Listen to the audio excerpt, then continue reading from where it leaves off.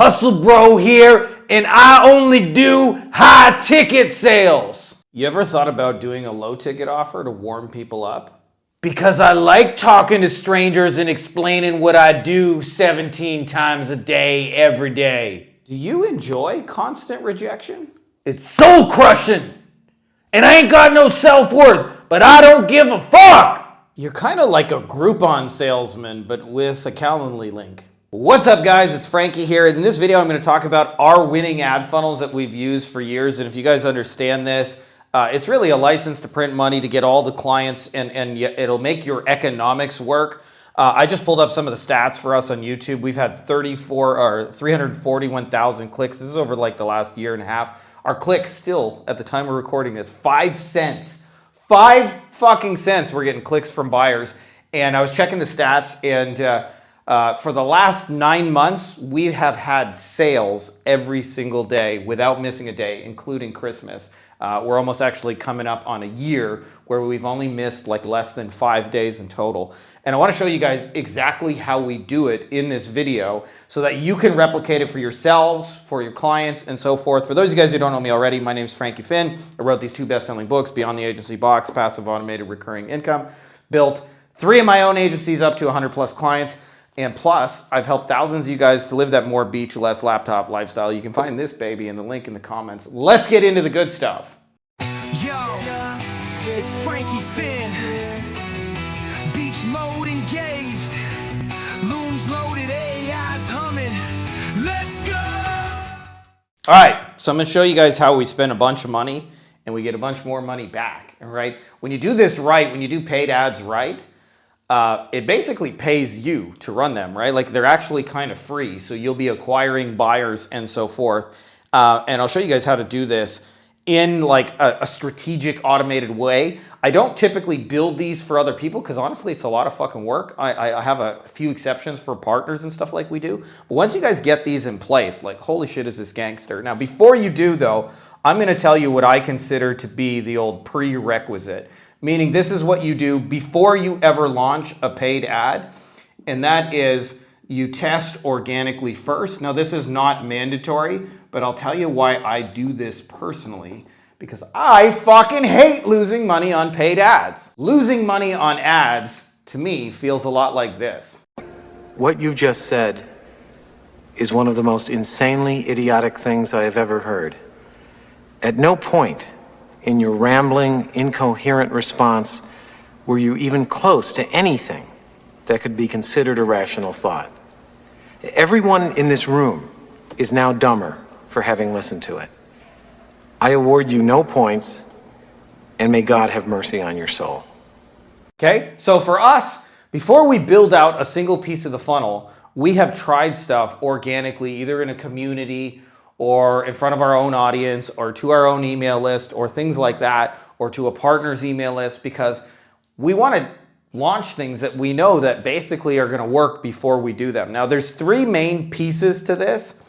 There is what we would call the top of funnel ads. There's what we would call the middle of funnel, and there would be what we would call the bottom of funnel, and they each serve a different purpose. And there is an awesome thing by Robert Cialdini. If those of you guys who have never read Cialdini, he talks about something called micro commitments, and micro commitments are an example of this. They went to people and they said, hey, can we put a billboard in front of your house and say like, keep this neighborhood safe? And people went, fuck you, get bent. Right? But then they tried a variation of the same study. They went to different people in the same neighborhood and they said, can we put a little sign that just says, keep our neighborhood safe? And people said, yeah, you can put a little sign. And then they came back 2 weeks later and said, can we put a bigger sign? And they went, yeah, okay, you can put a bigger sign. And then what happened is the signs eventually got bigger, and eventually they said, can we put a billboard? And they actually got a fair number of people to say, yeah, you can put up a billboard in our lawn. Well, that is something we call micro commitments, is that humans are bombarded with so many decisions to make between work and kids and traffic and government and bills to pay and so forth, that often once we start making a decision in one direction, an identity is formed and we continue to make decisions in that direction. Meaning it's easier to get somebody to say yes to a small sign to start the deal, and we're going to progressively escalate those into bigger things. So this will become important. Basically, what I want to show you is this. But listen up. I got a 3-point plan to fix everything. Number one, we got this guy. Frankie Finn. Break it down, Frankie. All right, so let's talk top of funnel. And it's very, very simple. At the top of funnel, we're doing one of two things. We are offering people a book or an AI tool, and these are just simply ways in which they can get started. Now, there's all kinds of different things we've tested with. We've tested these with as small as $3. We go as high as like $97, but it's a simple like, hey, you don't have to invest your life story with me. Now, if you do this right here, this will not cannibalize what you're trying to finish at over here, which for most of you guys is a high ticket service, right? So for example, somebody buys a book from me, they can still buy my service at the end of it, right? Somebody buys a tool from me that helps them to do one little piece of the puzzle, they can still buy the service at the end, okay? So I want to make that really, really clear, is that you have to design this in a way where these are not in confrontation. Now, what's really, really important that I wish I learned years ago is the difference between a campaign and an ad. An ad is like one little thing you do to try and get somebody to a certain point in time, and what we believe in now are what I call campaigns, which is a series of messages that work together. So what we'll typically do is we'll have anywhere from like 1 to 7 creatives that I'm testing at any given time that drive people to this. Now, whether a person buys it or does not, they're going to get retargeted with middle of the funnel stuff. And the middle of the funnel stuff simply goes deeper on these things. So it'll have often as many as 30 different ads we have in there. And I typically use 2 different platforms, Facebook and YouTube, or Facebook and Instagram. Meta is like kind of a single platform in YouTube, so that like people will literally start seeing your shit everywhere. And what do we actually put in those ads? Well, sometimes it's kind of like this. I had to break up with Lucy. She wouldn't let me. I'm scared of her, Mr. Leahy. Randy, we're gonna have to do something about Lucy. What, Mr. Leahy? I don't know, Randy. Maybe these things have a way of working themselves out. I'm gonna let the liquor do the thinking. Have a drink. So there you go. Sometimes you got to let the liquor do the thinking. But there'll be all sorts of different things that we can do. So one of those things, if we have demonstrations of authority, so maybe I published something in a local magazine or an industry magazine, or maybe I got a podcast I did, or maybe there's a video of me speaking on stage or something like that, right? So we'll have some authority things. Then they're what I call like plan, which is really just educating them, like, you know, education on like how the overall process works.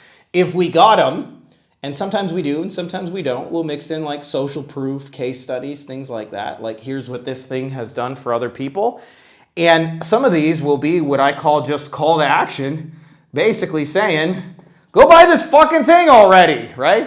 In this case, by the way, if you guys want to see this funnel in action, the book below this video is the beginning of this funnel. Just so you know, if you guys click that, you will start to see retargeting. If you're not even interested in buying it, I would encourage you just to click it, just so you can see the retargeting done on you. So you'll go, oh, okay, I get it.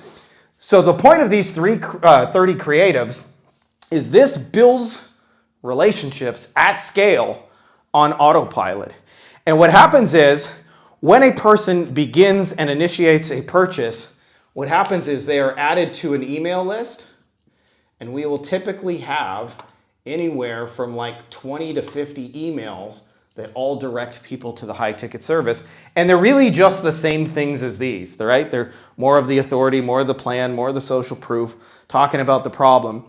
And what happens is, the reason why this works is in a one single simple word is trust, right? Like, if you think about the scale and the spectrum of things, do people trust marketers, or do they think we're full of shit, right? Generally speaking, they think we're full of shit. So the reason they don't just immediately buy your high ticket service, they don't trust you, right? So what we're trying to do here is over deliver on value, a book that lays out a bunch of valuable ideas for them, or an AI tool. And usually we'll create something like a custom GPT that helps them with one little micro task. And by the way, to make the economics work on this, we typically, what I call do you want fries with that, we'll have up to like 3 tools and swipe files, right here, so that when they buy the $3 thing or the $97 thing or whatever, it's like, hey, if you want, you can also add these other things to your order. And in doing so, this is just there to make the economics work. Because if we spend $100 on ads and we get $50 back, you're not going to be able to run ads very long. But if we spend $100 in ads and we get 110 back, right? We just made 10 bucks. We can keep running those ads forever. And then what happens is this sort of nurture sequence usually typically happens over 30 to 90 days. And over 30 to 90 days, you get people who pop out and will buy your high ticket service. And because they watched all your content and saw your plan and your social proof and read your emails, they're actually like 80 to 90% sold by the time they show up over here. So there isn't really like a whole lot of convincing or anything like that that's done. So I call these high ticket, low ticket hybrid funnels. So these are the kind of funnels that we're running now. So like just to kind of recap this so you can kind of see it all laid out in kind of simple form. We start with just offering them something small. Like if you guys think about this, you ever been to Costco? Costco like will sell you 20 boxes of pizza. But they never lead with 20 boxes of pizza. What they do is they have the free sample lady cook them up. She'll make some in the toaster oven. She'll chop it up into little pieces and then she'll stick a toothpick. And she just lets you try a free sample. And you go, hey, that's pretty good. Out of curiosity, what would it cost me to buy 20 boxes, right? So their high ticket service is the 20 boxes, but they don't lead with the buy 20 boxes in the big purchase because they know you don't believe them, you don't trust them, it's too big of a leap, right? They start with the micro commitment of just try a free sample. So what we're really doing is rather than starting with a free sample, we're starting with a small paid sample, right? A tool or a book or something of that, and we have a couple of creatives that sell that. And what happens is we give them the chance to add fries to their order to make the economics work a little bit better. And whether they buy or just click is irrelevant because then we're going to retarget them with a shit ton of ads that all work together to establish you as the authority. And these things are all driving people here to make a purchase.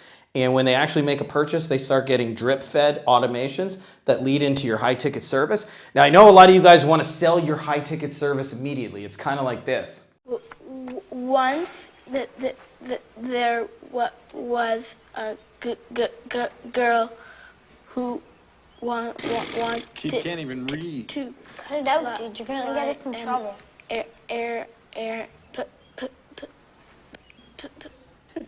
Today, Junior?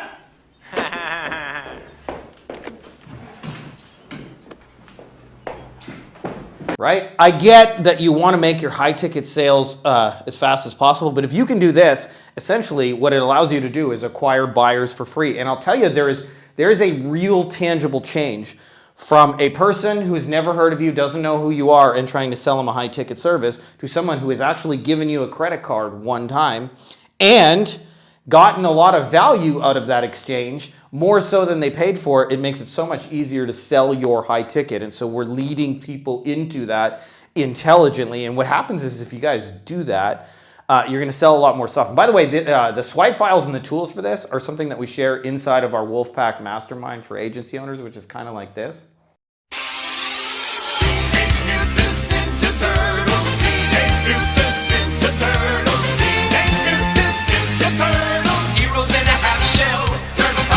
Right? So rather than making this a big, hard, difficult sale, we're really just leading with the Costco free sample. Hey, that's good.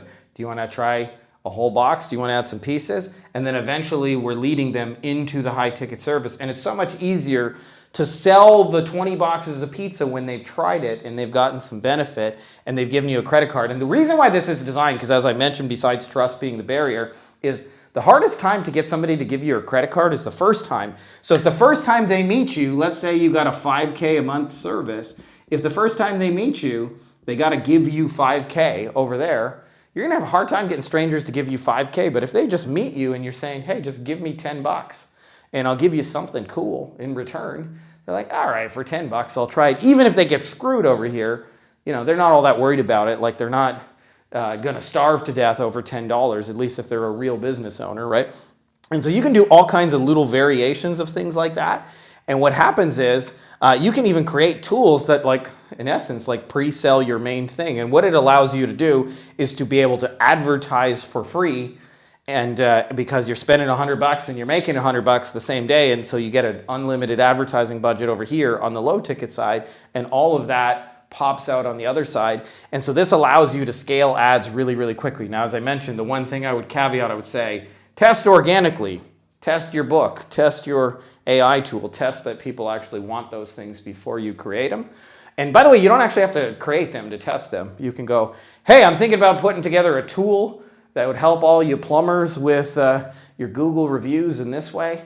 Would you all be interested in that? And if nobody says me, you don't need to build the tool. But if 15 guys say, I'd be interested in trying that tool, right? Then they probably would buy it as well. So when you put this all together, this is what happens is you get cheap clicks. It's a low barrier to sale, so you'll convert 5 or 10% of the people, and regardless of whether you convert them, they'll become indoctrinated into your world, and you'll start seeing people on the other side come out of your high-ticket service. This is relatively complex, so I thought about not showing you guys this because this is, kind of advanced.